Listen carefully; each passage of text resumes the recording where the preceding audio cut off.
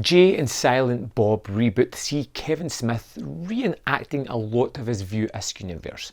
Now, if you're a fan of Kevin Smith, there's a good chance that you followed him through the 90s and into the early 2000s. He really expanded his View Askewniverse with, Mallrats, Clerks, Chasing Amy, Dogma, those kind of movies that all kind of culminated and came together with Jay and Silent Bob Strike Back, which was most definitely a comedy that kind of grappled a lot of characters from his movies and brought them together in one kind of decent, pretty fun, enjoyable movie. And I was always kind of partial to the characters of Jay and Silent Bob. I liked them in small parts, but I really did enjoy Strike Back. I thought it was hilariously funny and one that I really haven't been back to in the longest while. And throughout this movie, we see Kevin Smith bring back the characters from all his previous movies to give them a moment to shine, and it really is a love letter to his own characters. But within that, you find yourself locked within a niche. I can't imagine anybody discovering this movie now and dealing with everything that happens within it because of the baggage it brings with it. You really have to have seen all of those movies to really get something out of this. And it feels as if Smith has kind of locked himself away and played to his own crowd by giving fans something that they really wanted. The old characters back. And within this story we get Jay and Silent Bob, who discover that they are rebooting the Bluntman and Chronic movie.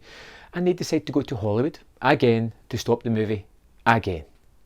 And it has all this commentary about Hollywood never doing anything new, always just rebooting something familiar. Well, indeed, Kevin Smith is rebooting something familiar. And as he comments several times throughout the movie, they take the base elements of what made it popular, but they change enough to make it not as good as the original, not as worthwhile, and not as memorable as the original movie.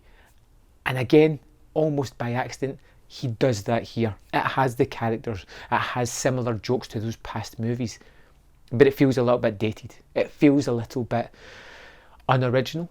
It feels very much like a kind of slack reboot of something that we've seen before.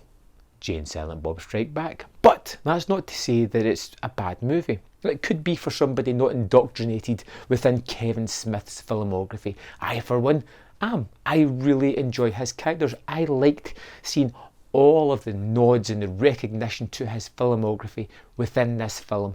All the characters and all the podcasts that he does now, all of those are represented throughout the movie as well.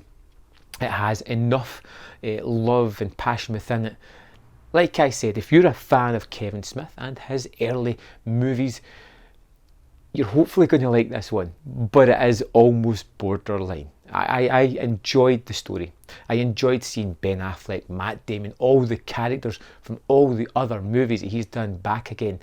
And I found the story to be kind of resonant as well. It's all about Jay discovering that he's a father and trying to come to terms with the fact that he's been an absentee father and he's missed out on all these formulative times of this child and is now trying to find some kind of connection and bond.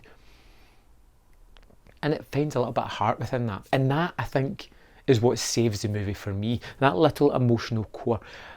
Now we get to see Kevin Smith's daughter cast within the movie as Jay's daughter, and at first it was a little bit off-putting, a little bit unsettling, felt a little bit like nepotism.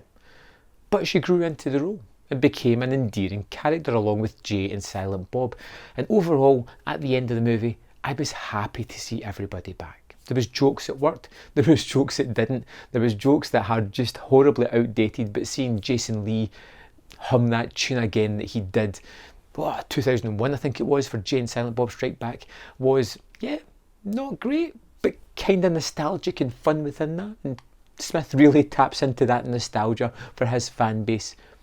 I've said it once, say it again, if you're a fan of Kevin Smith's early movies, you'll find something in here that hopefully you're going to enjoy. If you're not a fan of them, if you don't know those movies, I would be really curious of what you thought of this movie. Or if you're going to check it out, or indeed if you've seen it, let me know your thoughts in the comment box below, and I will see you next time on Man vs Film.